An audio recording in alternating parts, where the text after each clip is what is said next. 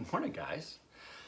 I had said we were going to do this, and I've been putting it off, but we are going to take a good look at my Ferrum Forge Masterblaster that was purchased for me as a gift by Matt and Nico. So if you hang out just a second, if you're wearing headphones, stand by because here comes the music.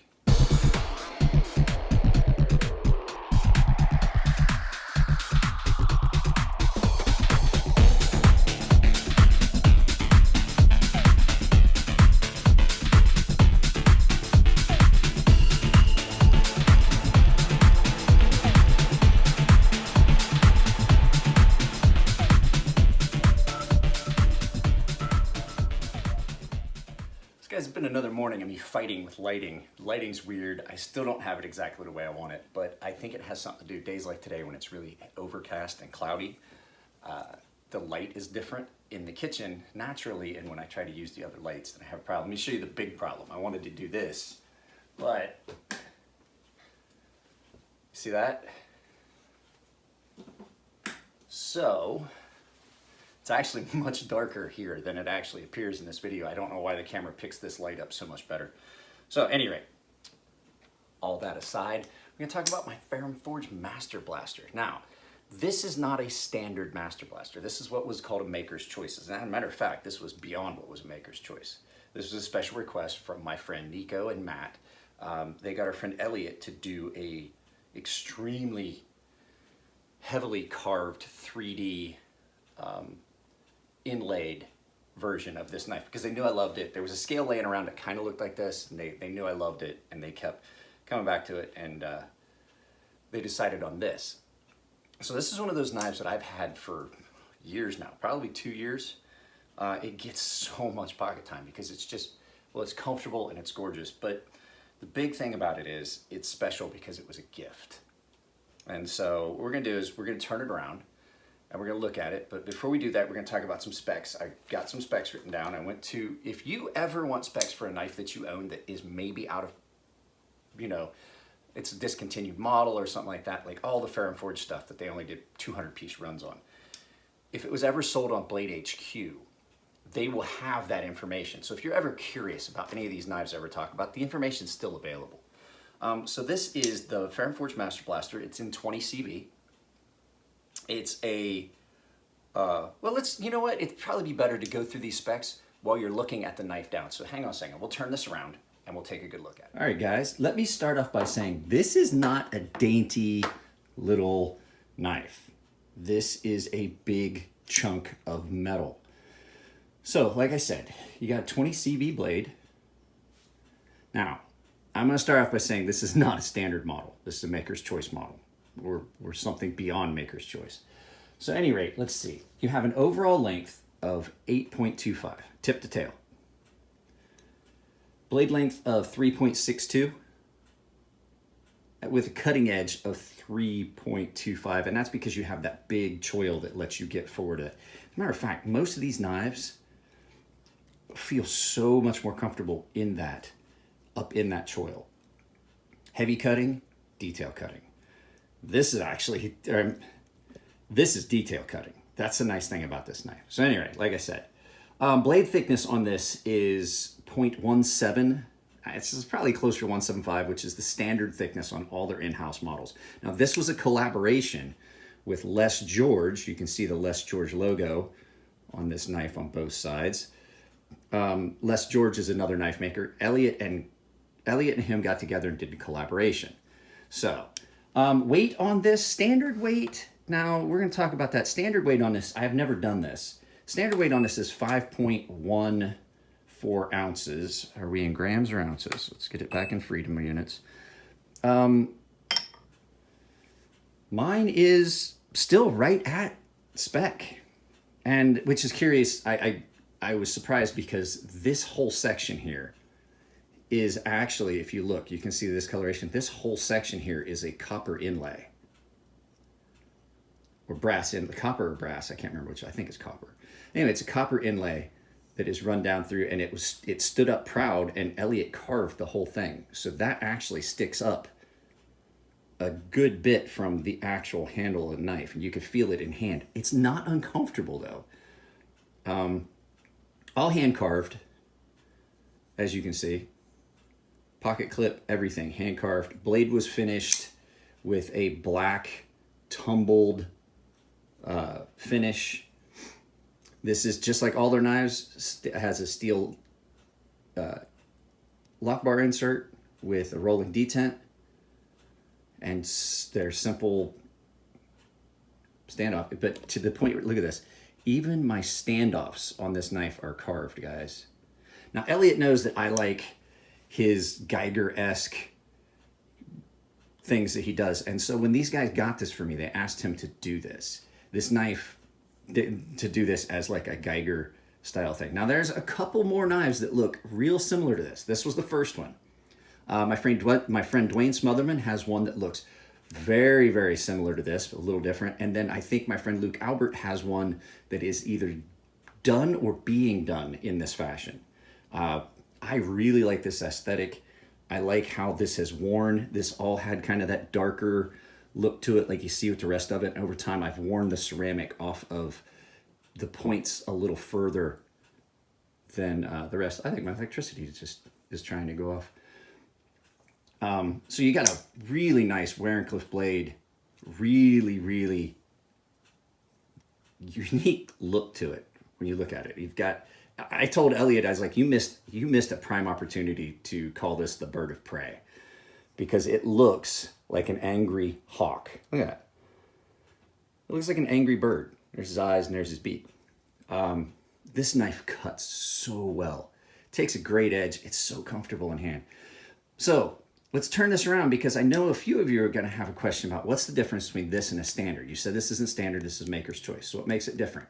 So let's turn around and talk about that. I'll let you guys take one more good, deep, detailed look at this knife, because this is probably one of my prized possessions right here. Like I said, it was a gift from my friends Matt and Nico. It's the fact that I wanted one of these knives and never could afford one. They got me one, and it was incredible, and I cannot thank them enough. That pocket clip.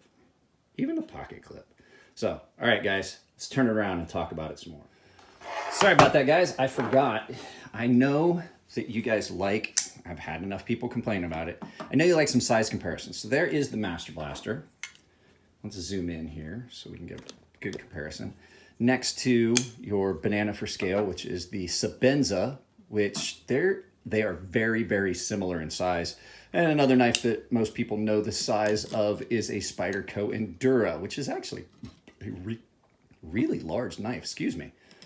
So there's your size comparison. It kind of is about the same size as the Sabenza. In pocket, it feels about the same. It is a bit heavier, not much. And then you've got your Endura for scale. So guys, what's the difference between a Masterblaster? And I said we were going to talk about this. I did have to do a step in. I forgot to do you guys a size comparison. So there might be a little bit of jump between that and that. So what's the difference between this and a standard? Well, internally, nothing. The only difference was that these were carved. You've heard me talk about the Maker's Choice knives. Elliot started out and he had a few people ask him, can you really just go nuts on this knife and make it into something that is like a showpiece? And he did a few of them, and then it turned into something where he would pick a certain number of knives per run. I think it was usually like 10 knives per run or 20 knives per run. I can't remember what it wound up being. They've changed it. Sometimes, you know, a few runs it was like 10, a few runs it was like 15 or 20, and then, you know, stuff like that. But it basically was just that he would take the knives and he would do this elaborate carve work on all these knives and just make them like insanely elaborate like this. Now this is a little bit different. This was a special request. It was a gift from my friends Matt and Elliot, or Matt and Nico. And like I said, I can't tell you how much I love this knife. And it gets a lot of use. If you were paying attention when we had the reverse, if you looked at the blade, there's a lot of scratches in the ceramic and stuff, especially in like right up. You can see it. It gets used. It gets used to tear down boxes, and people are like, dude, that's a really expensive knife. And I'm like, so it's still a tool. It still gets use. It's not like this isn't something that just sits in a safe collecting dust. It's really something that I carry a lot and use a lot. So yeah, there is another video that's going to be coming out. That's pretty much all I got to say about this. It's a great, great, great knife. Blade to handle ratio. Blade to handle ratio on this knife is, if you look, there is no more room in that knife for any more blade. I can actually reach in. If I push hard enough, I'm touching the end of the blade. That's one of the things that gives their knife such a really good aesthetic, is the symmetry of having almost a one-to-one. That's one of the things that's striking about their knives is, one, functionally you have more blade in a smaller package, and two, it is really aesthetically pleasing. Things that are symmetrical are really the things that people gravitate to, and they are so symmetrical when you look at blade to handle ratio. And blade, like just the lines of how it looks closed and open. You know what I'm saying? Like that makes it very aesthetically pleasing. So guys, that's all I really got to say about the Ferrum Forge Masterblaster that I own. I've done videos on several of them. Nico has one that is inlaid and just flat. Our friend Dwayne Smotherman has one that is very similar to this. Luke has one, or it's in the works. I think I may have mentioned that before. I'm doing some back and forth. This is definitely shot at a much later time than the first parts you guys saw. Stuff to do, family stuff, dogs to walk. There is a video coming, I think. I am not sure, don't hold me to it. I had a customer send me this knife. This is a complete and utter counterfeit knockoff. We're talking, they even have copied logos. There's logos on the inside. I am gonna do a video about this. I don't really want to, I'm not gonna promise I'm gonna do a video about it, but what may happen is the customer has asked me to let PDM destroy this. And what I'm afraid of is PDM won't be able to, because he's like me, hates destroying something that is actually well built. But what may happen is I am talking with John Grimsmo, and he has not responded back yet, but we've been talking. I may be sending this to him so that he can do a video about these counterfeits that are being made by this company. And it's not just his knives. They're counterfeiting Jake Hoback's knives. They're doing his other knife, the Rask. They're doing the Holt Spectre. It's completely garbage. And I'm going to tell you right now, this is in no way, shape, or form anywhere near as nice as John's knives. So don't think that you can buy a counterfeit and think, and I sharpened this before the customer got to me about, actually, he wanted this destroyed because that's what it came in for. And I'm telling you, I don't think this is the steel that it's labeled as. It does not feel like it. It didn't cut the same and stuff like that. So, all right, guys, that's it. Take care of yourselves. They are loosening restrictions. Hopefully you guys are able to get out and do things. I currently cannot. I still take meds that lower my immune system. That's why I'm not working. But you guys have made this so much easier being home. Me and my wife and kid have talked about it. I am so much better a person when I have a chance to do this. And for some reason, doing this seems to even out my mood. So love you guys for it. Those of you that support the channel, you saw yourselves at the beginning. I'm gonna try and do some stuff this coming week. Today is Sunday the 31st. So I know these videos go up later for everyone. I'm going to try and do some stuff strictly for the members this week. I have to get the stuff from Matt. I'm doing a giveaway just for the paying members.